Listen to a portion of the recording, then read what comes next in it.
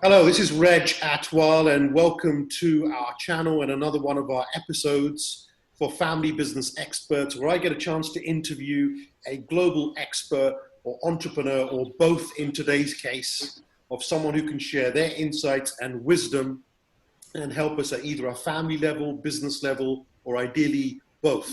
And today I've got a fantastic guest who I've known for quite a while now, and that's Martin Limbeck, all the way from Germany. So here's a few highlights on the screen. You can see him there pouring his water, getting ready for our interview. But let me give you a formal interview. You can see a couple of his best-selling books there on the screen. And in terms of some formal things about him, he is an international sales authority. He's also the founder, president of Limbeck Group, which is a group of companies which supports his personal brand, his publishing, a training institution, and now a new online academy, which I can't wait to ask him about. He's delivered programs in over 30 countries, I should say, not only as an individual, but also the organization has delivered 571 international customer projects, which is unbelievable. They keep score of their impact, and the impact they've made is now to 1.43 million participants, and 2,712 people and companies have endorsed this organization. He's also a certified speaking professional, CSP. For those of you who don't know what that is, it's the highest when it comes to the speaking industry as a certification, and only a few people have this in entire Europe. So on that note, apart from delivering 150 seminars a year in today's world, virtually of course, it's a real pleasure, Martin, to have you here with us today. Welcome to the show, all the way from Germany. Thank you very much for the invitation. Very happy to be with you today. And everyone's already had a sneak preview while I was introducing you, so they could see you on the screen there. But tell me, let's get straight into it. I don't want to waste any time, because even on a weekend, I know you're absolutely busy with different sessions that you're doing all the time. So when it comes to organizations, Martin, okay, all the work you've done with so many organizations for sales, transformation, what makes a great organization which is sales-centric, and what makes a bad organization which is always suffering, competition eating them up all the time, they're always having revenue cash flow issues, versus a grade A sales-centric organization? Could you give us your insights, please? Of course. I think it's always, you know, it's just by, I believe that most companies don't have yet the sales-driven companies. What I mean is, if you are a hotel, if you are a family business, if you are a car dealer, if you are, I don't know, name it, you are a sales machine who is by accident selling rooms, meeting rooms, food, has a bar. A car dealer is, you know, selling cars, service to the car, and extension stuff, and the same thing is everywhere. So what I really found in great companies, they are sales driven. Mm-hmm. And other companies who are not sales driven, they're more product driven, service driven, not have the right attitude for sales. Right. They're mostly in trouble. That's my opinion. So how do you fix that then? I mean, obviously without giving all your secrets away today, but if you're going into an organization, you want to fix that, okay? Where do you start from? Where does it start? I give you everything I have. No problem about that. See, I had luck that I met in the over 35 years. Now I'm in sales, good people. Yes. And one of the best trainer I ever had was Heinz Goldman. He worked in 6 different languages. And Heinz had a great phrase. He said, the first salesperson is the CEO. And I can tell you, when I talk to people, especially in family businesses or CEOs or CSOs, when I feel them, when I see them, when I speak to them, when I ask them questions, I can tell you how the team will be. Do I have somebody who is very driven only by KPIs? When you take this or whatever from profile, high red, high blue, no yellow, no empathic, no sympathetic, no one who can motivate a team. Usually the team is the same thing. There's one good sentence from the only lady who was ever in marketing in a C-level in Germany, in a soccer team, and Katja is her name. She said, a team plays like her trainer is. I love that. And good. that I see always in CSO, when they're only product driven, when they're, not have the right blood pressure to, impact the sales team, usually the sales team is very boring either, and no one buys boring.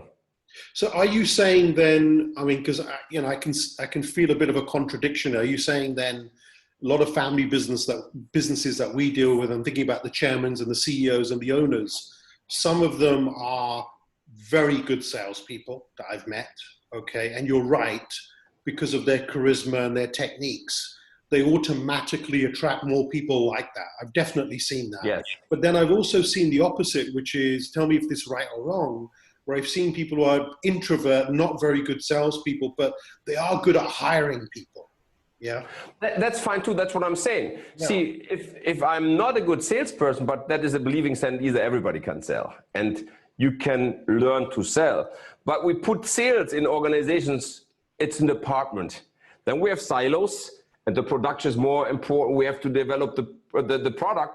And that's fine too. You cannot sell shit in those days because through internet, to the globalization, we know what is a product, right? Mm-hmm. So, but on the other side, if I'm more introvert, like you said, I'm more the engineer, for an example, mm-hmm. Then it's fine. Then I hire a person who is better than me in sales and, like what you say, motivate the people.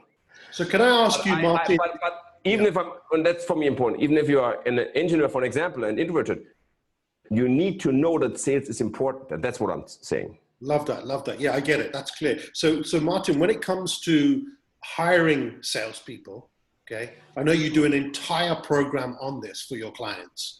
And I've seen a few of your videos online, but some of them were in German and some of them were in English. So, but I got the sense of what you were saying. So could you share in brief, only 3 things, okay?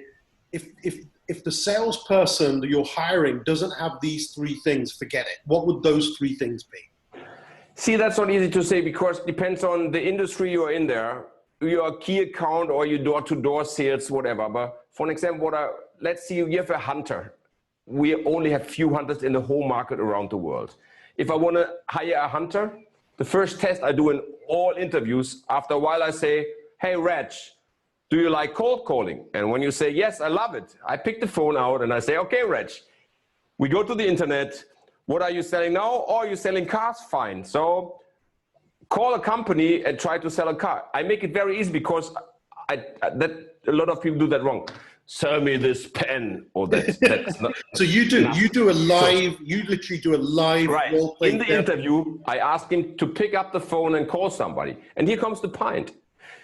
If he says, oh, I don't know your industry, I don't know your clients, I don't want to do anything wrong, forget him. He's not a hunter. Yeah, next. Because see, he doesn't even need to do the call because I just want to see, does he pick up the phone? And I say, yeah, okay, I do that. Or if you have a door-to-door sales team and you would go to, like for example, we are doing a lot of door-to-door sales for example, supermarkets, or I had just yesterday my first training again in Nuremberg.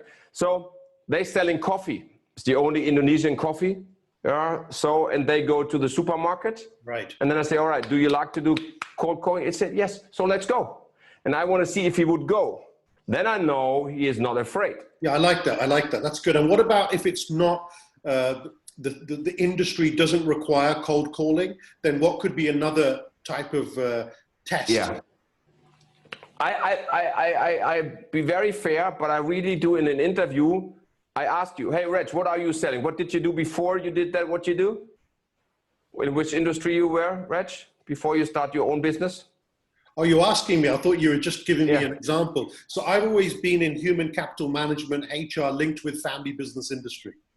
So then I would ask him, all right, what are you selling now? Do you selling programs? For an example, you were in a company, you were selling programs for that. I would say, all right, I'm the entrepreneur. I have a family business. Reg, sell me now your product.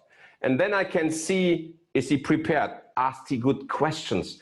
The most salesperson, doesn't matter about the industry or what you're saying, key account, farmer, hunter, challenger sales, whatever, name it. Most salespeople don't ask good questions. Right. So that's a very important thing, questions. Then the next thing is, Active listening. Active listening. And here is really, really one thing important. Can he read between the lines? What does that mean? Don't hear the words, understand what the client is really telling you. That's something you have to learn. Sometimes there's a sentence beside to the questions. And this sentence is much more important than the question you ask, or the answer is much more important, and then ask to that more.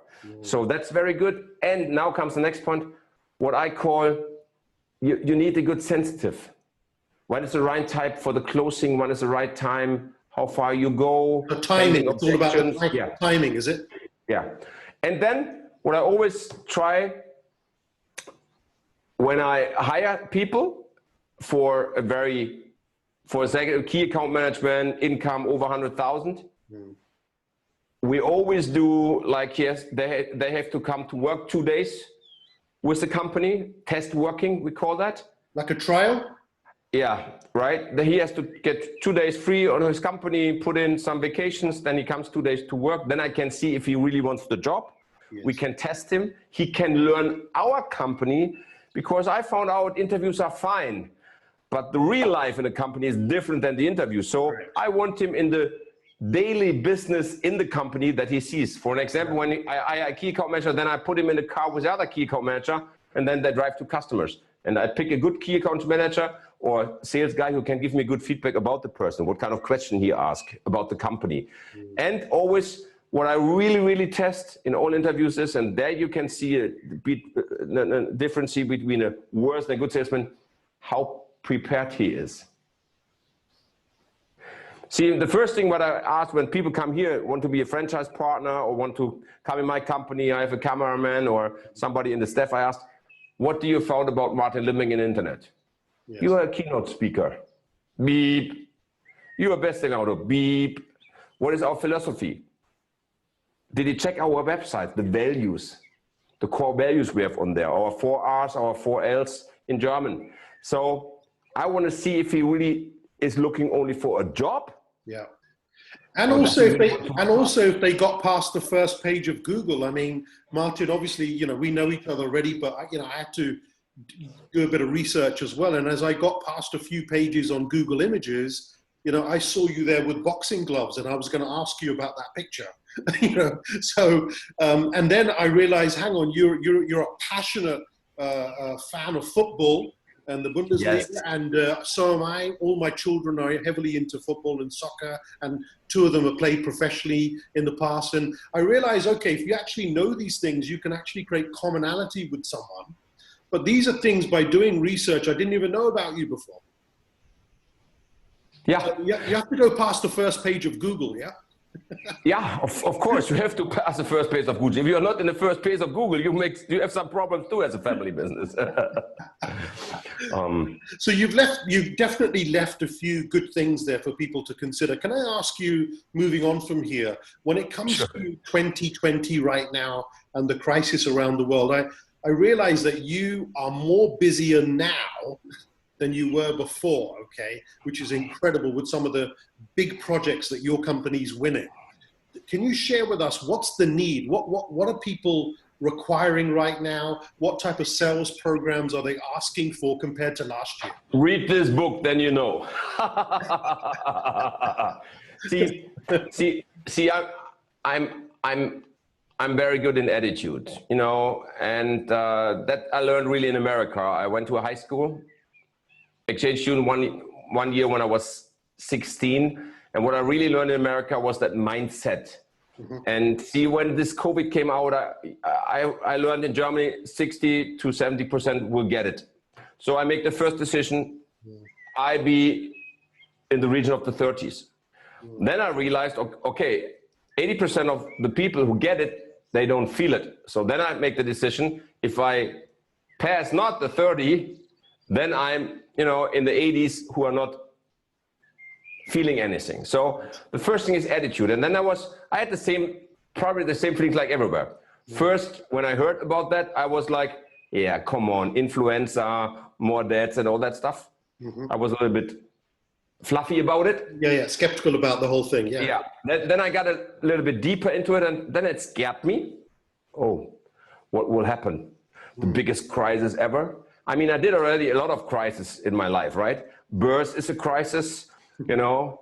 Then puberty is a crisis. First love is a crisis. Yeah. So it's always crisis there. And then I realized, okay, like in all crises, it's not only a word, but there's always a chance.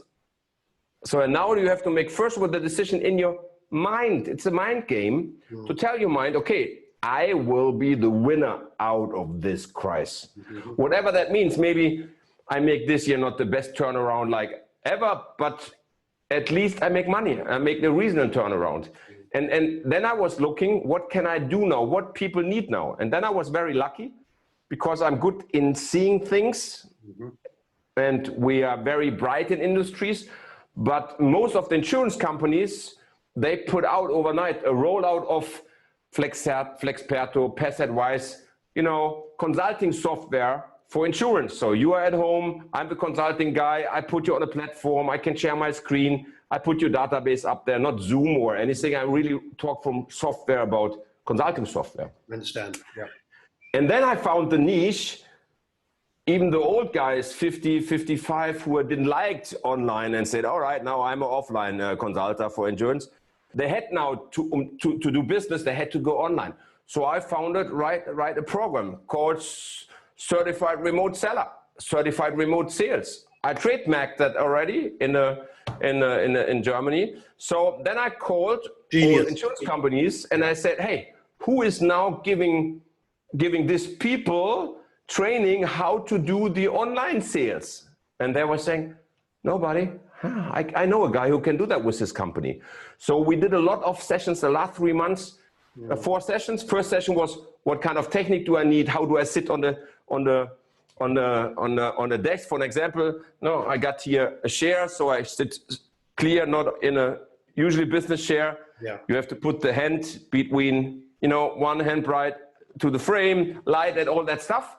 Yeah. So, right, and the next session was how I call a client and help him over the line, because clients always say, no, I don't want online, I want to see you in live. And then handling objections and then seal the deal. And that works perfectly because everybody was happy. Now I have already people who do it too, but I was again the first one. I have a strong brand, so people know if Limbeck is doing it, because I started already 5 years ago with the online academy. We have over 12,000 participants in there. And I do already online consulting 3 or 4 years. I checked software on the market, so I had a high trust in there. And now we are looking for niches. For example, see a store for mobile phones. You don't need the store anymore. You can order it online, then you can go. You can make an appointment with a consultant if you need something on top or a new contract. You don't have to go for that in the stores. You can do that online. Even you were in a car dealer store. I mean, in your countries, you can pick the car right away. In Germany, you have to wait 6 months. But if you were for the first appointment, you make the car clear. Then you shows your wife at home, for an example, or the wife shows his husband at home. You have maybe some or 2 different changes. You can do it online. He can show you that new in nice videos and nice pictures online. You don't have to go for the second appointment to the car store. So everything will change, and I love it. And I want to be always in the first position. So I'm very quick. That was people saying that I'm very quick. I see an opportunity and I take it. Yeah, beautiful. Can't really. You've got my mind going there as well. I love the way that you've turned something negative into positive. You've seen a challenge and turned it into a revenue opportunity, And now, typically, the programs that your organization does, Martin, it's not just you. You've got a whole bunch of sales trainers as well, across the organization who work in different countries. Typically, what's a typical type of program look like when an organization works with you? We changed our business model like 5 years ago with the online academy also. See, where do I come from? I'm the normal, whatever normal is. I start like everybody as a sales trainer, 2-day training program, 2-day trainings 8 steps maybe, or five times 2 days program, 2 days in January, then you see the people again in June, then again over 2 or 3 years. That worked years ago, but now we are working totally different. We call it the loop process. If you would hire me now, yes, and I would say, for an example, we have right now a project like this. We have a big car dealer, 100 people in sales, 10 different brands. I was there by the whole management team 2 weeks ago. So what do I offer him now? We picked out one brand, General Motors, right? Opel. It was behind General Motors. Now it's called the French company. So we picked out the brand Opel because it's the biggest brand they have. 35% they own with them. They have there around 35 salespeople. So what we do now, I want to see 3 the worstest he has. I want 3 in the midfield of the team, and I want 3 stars. I go on 3 different, they have different departments in Germany in the part where they are, locations. Yes. I go in a worse location who is not running, in mid-size one, in a good one. We do mystery shopping there. So we do a totally analyze on the sales point, because see what I found out worldwide the same. If people do mystery shopping, they hire cheap students to do that. They have a checklist. This is not mystery shopping, in my opinion. Mystery shopping has to be done by a profi who knows salespeople and knows sales skills. So this is always doing a professional sales consultant in my company. Yeah. And then we do, and then now comes the point. Now we analyze everything. We put everything, of course, in a report, but then we have 2 days, we call it sales positioning workshop, where we show the whole team what happened before. And now, so what we have to do that our business will run in the future. Got it. And they all love it. And then my business model changed. Like 4 years ago, we didn't have consulting and interim management. Now we have consulting and interim management too, because we found out, and sorry when I say that now here, I don't want to blame anybody, but even they're great companies, by the way. So, but the large consulting companies, the global player, yes. McKinsey, you know them all, Boston Consulting Group, Dröge. What I heard from most of my clients is they come, they do very good strategy, they do a very good analyzing, but there's no one who takes the hand on afterwards and help the company by training on the job to change the things. Usually the big companies come and put the result there, and then they say, Reg, now you have to do it yourself. Yeah, or it's theory, isn't it? It's all, most of the larger consulting firms, it's a lot of theory. Right. But what every small to medium-sized business and large company wants is execution. They want results. And we do the execution. That's why we're known for. And so our business model changed. And now what happened, sometimes we do then, because there is nobody who can do the changes, so an interim manager goes in there, works with the salespeople. We do training on the job. And in the loop process, then 2-day training, SMS reminder, all 2 weeks, they get a phrase for them, customized, tailor-made for their situation. We do online sessions, an hour, where we repeat, because we know out of studies, people need 16 times a reminder to come in change. We know now you will change your mindset, your skills within 21 days, like people say. It's a very old study. Every trainer says 21 days, you do not do Martin, just so you know, we did our own research on this a few years ago, and we got to 63 days. Okay, I say 66, so we are very close together, my friend.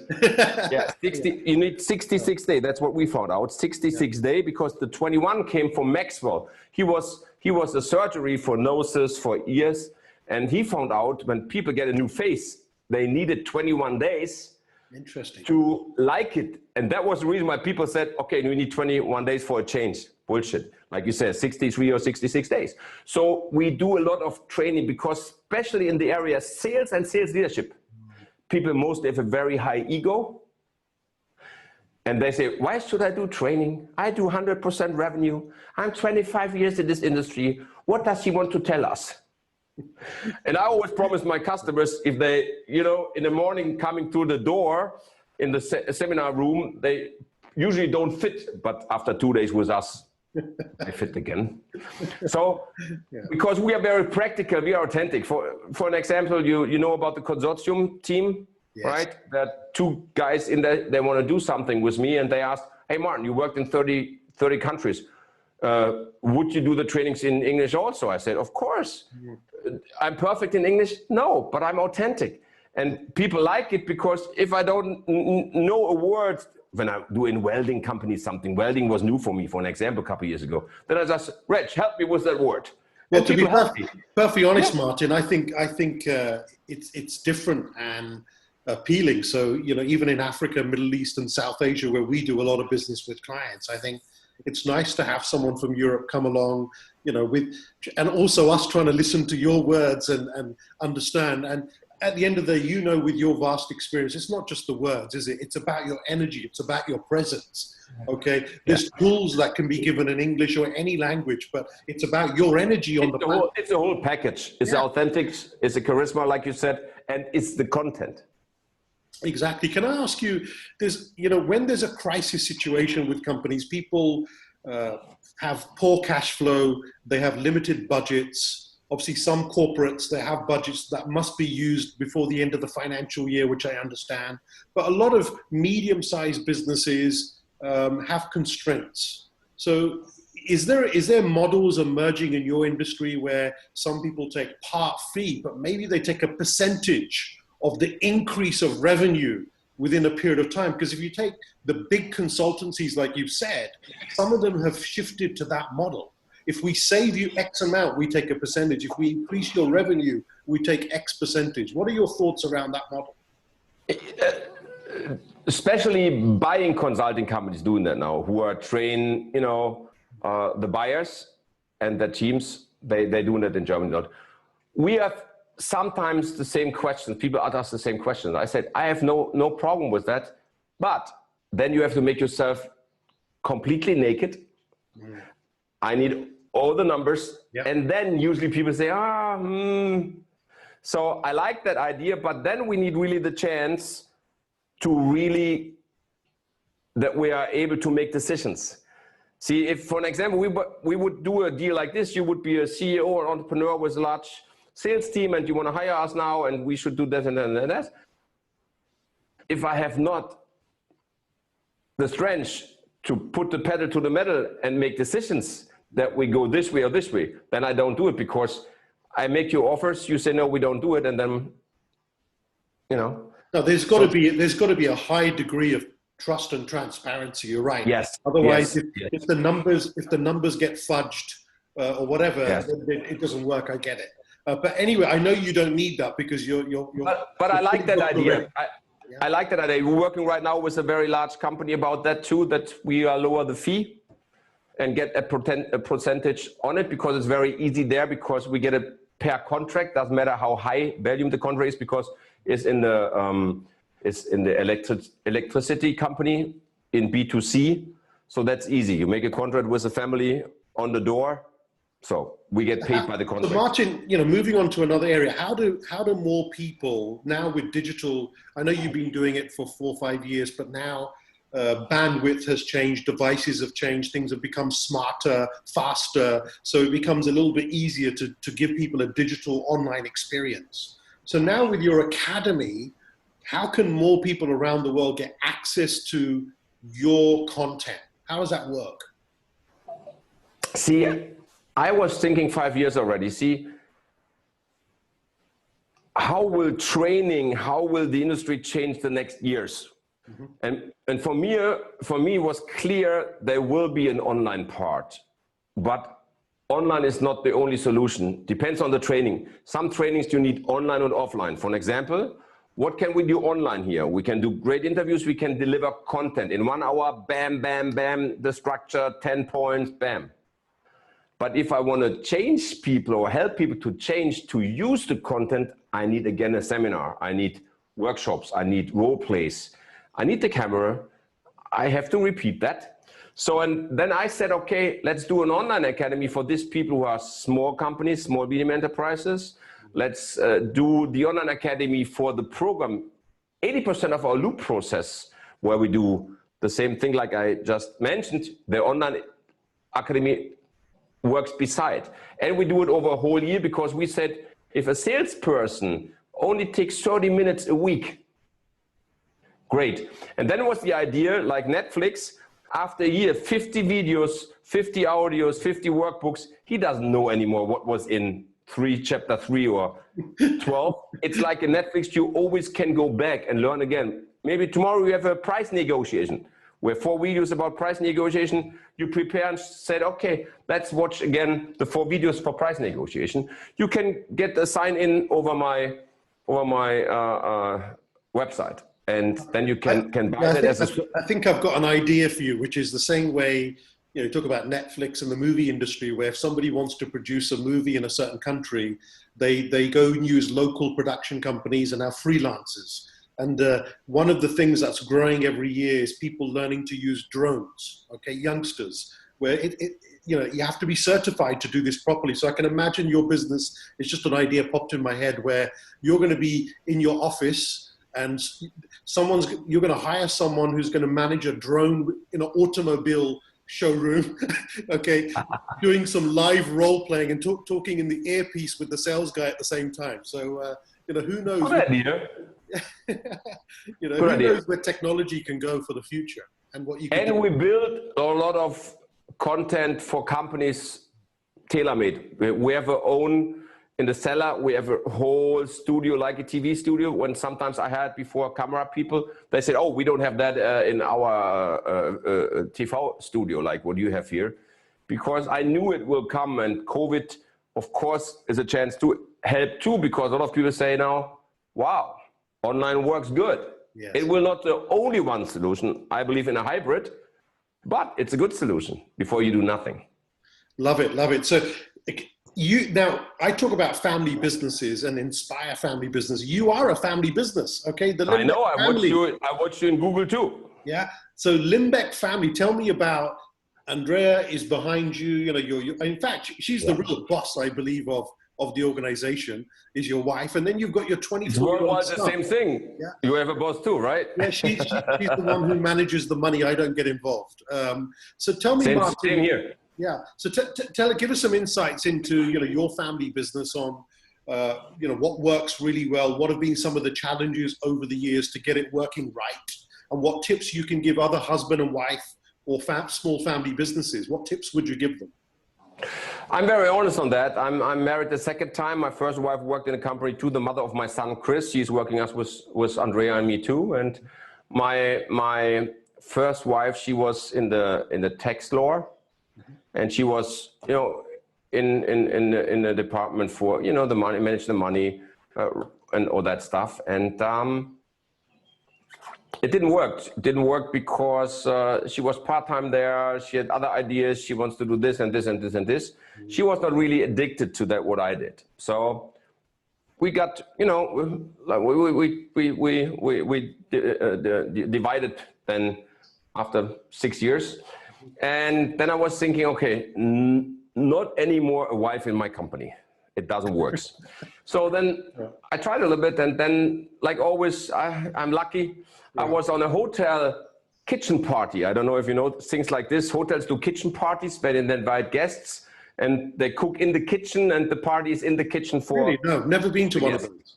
Yeah, and I was on one of those like 8 years ago, and I met Andrea there. She was there for another guy, and since I'm a salesperson, I said, oh, why?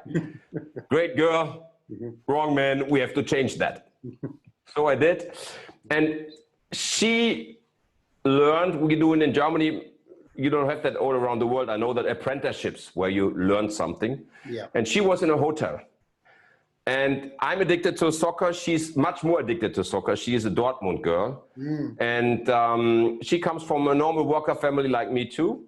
And she was living in this time in Switzerland. And she was the PA to a CEO of L'Orange Institute, where you can do an MBA. And Mr. L'Orange is one of the highest experts. He writes books like me in, how you call that, commercial ships. Transport, commercial, how you say it correctly? Help me. Yeah, that's what I do in the ship liners, the big ship liners, the big ship liners, right? Yeah. And he writes there about transport and logistics. So she was used to work from, I don't know, 6 in the morning until night. When you grow up in a hotel, you have maybe the morning shift, and then the shift changed. Then the next day you have the night shift. So you just sleep 3 hours. So she has a really entrepreneur mindset already and a very service-oriented mindset. And here's the story. We are, dating each other for years. She was still in Switzerland. I'm in Germany. She came by train on the weekends, or I flew to Switzerland or by train. And then we said, we have to change that. We want to, we like each other. We want to live together. And here's the story. We never talked 1 minute about that she will work for me. And it was clear.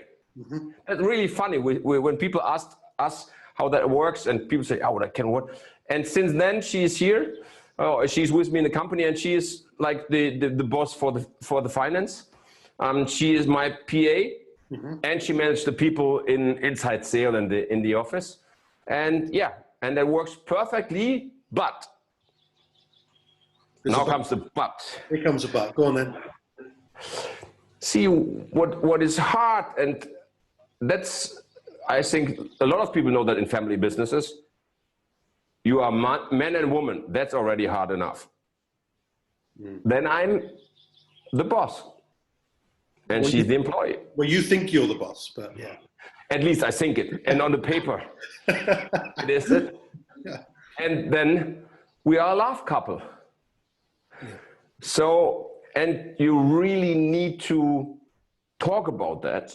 And sometimes when we have a discussion about the business, sometimes, like women, they like to talk a little bit more. Not all of them, some of them. My wife likes to talk more than others. And then I have to say, stop it now. Yeah. I have to make a decision now as your boss on that point, and please do it now this way. Mm-hmm. And this is very hard to line it up, mm-hmm. and to make it for all of them clear, for both sides, yeah. Clear for your wife, for your husband, or whoever is the owner. Mm-hmm. And for us, it works pretty good because, since we love each other, when we fight, what we do, we never get with the fight into bed. So we talked before. Very important. That's a good rule. Yeah. My mom told me that. My mom always said to me, boy, if we go apart, never in a fight, because you never know if you see each other again. And I got that skill from my mom already from childhood, and we don't go with a fight into the bed. Yeah. So that works for us pretty good. My wife is more driven than me. Sometimes we are living on the countryside. I live on a lake here. When I fish and we do, traveling for next week or what, and sometimes to say, baby, it's just enough for today. Let's relax a little bit. Mm-hmm. So it's great for me because I had to learn to calm down because I can work all the time. So what I'm gathering from what you're saying, which we've seen, Martin, and thanks for sharing, some of those personal things, and hopefully we'll get feedback after your wife watches this episode. But there has to be some framework. There's got to be some ground rules in place. Yeah. Like I know a lot of family businesses where the couples are working together, but when they come home or they have lunch or dinner, there is a period where they say, okay, we're not going to talk business for now. Okay. Or we've got to have a date night. Okay. During the week. So, because the relationship is just as important as having a role in the business. Yes, it's important. See, and that's for us when we go together to the soccer game. We're all addicted to soccer, so we almost in the season, we are every weekend somewhere. In Dortmund or in Frankfurt, or they play away, because my son loves soccer too. He's a Frankfurt guy too. And so what you say is very important. You need rules, very important. You need, as family business, rules. Yes. And that's very important. And that's a good point. What you have too, here's a famous lady was Vera Birkenbiel. She was famous for, how works our brain. And she was a brain, and she always said, couples, not only family business, need date nights where the kids go into a grandma, to a babysitter. Otherwise they lose each other. And then half hour, she said always, she tells what is important for her right now. Then he tells 30 minutes what is important for him. The other one is only listening, and then they can talk about it. Cool rule. I like it. Brilliant. Well, before we end, I just want to say to the viewers, if you've been here towards the end, don't forget to go to the description area where you'll get all of Martin's details, martinlimbeck.com also details on the group company, and also his social media handles are all there. We're shifting right now for that. Maybe as an explanation, since my son is coming in the company, I make now a holding. We call it now all Limbeck Group. I don't have a speaker site anymore. They are still in the internet because we need the Google ranking to the Limbeck Group. You know that as a family business maybe too. We have a new branding, Limbeck Group now. Yeah. I go away from Martin Limbeck. So we will do the website in English. Well, you know, as your friend as well, I think that will never go away. Even though, you know, I've done that for years and went through that whole cycle over 15 years, and eventually it's just come back full circle where people want the individual brand, but they also want the group brand. Sure. And I think your son will also end up building his individual brand as well, I'm sure, you know, so that's part of the legacy when you're involved in the knowledge industry. So, you know, I look forward to catching up with you maybe over a football game at some point. I'm an Arsenal fan, so we'll wait for Arsenal to play Frankfurt. Yeah. We did that already a couple of years ago. Yes, you did. Yes, you did. And for those of you watching, don't forget to hit the subscribe button. Get hold of Martin's details through the links below. And Martin, if we, just to conclude for today, if there was any other words of wisdom that you have for the viewers today of growing your business, you know, whether it's sales-based or any other area, what final tips do you have that you know have helped you all of your life to be successful? Invest in the right people and don't discount them. Pay good, hire good people, and be fair. And important is what I believe very much, especially for family businesses. When you're older, like your son is working with you also, there comes a point where you have to leave him doing his stuff. And that's a hard thing that people in family business have to learn, to go behind the scene and not anymore as a star in front of them. Beautiful.